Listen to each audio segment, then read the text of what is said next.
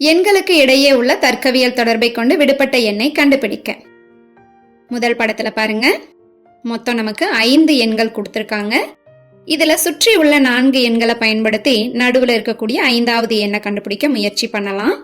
இப்ப சுற்றி உள்ள எண்களை விட நடுவுல இருக்கக்கூடிய எண் சிறியதா இருக்கு இல்லையா? அதனால இந்த இடத்துல நாம வர்க்க மூலத்தை பயன்படுத்தலாம். சுற்றி உள்ள எண்களுக்கு வர்க்க மூலம் எடுத்துருங்க.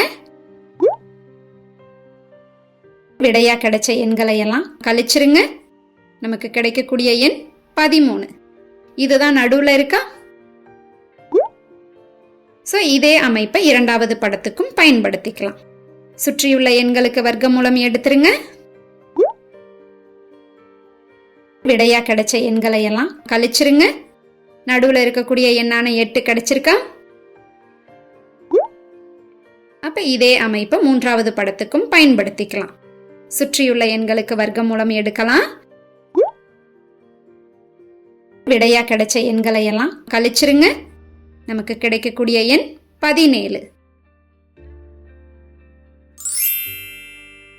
அப்ப நமக்கு சரியான பதில் ஆப்ஷன் ஏ 17.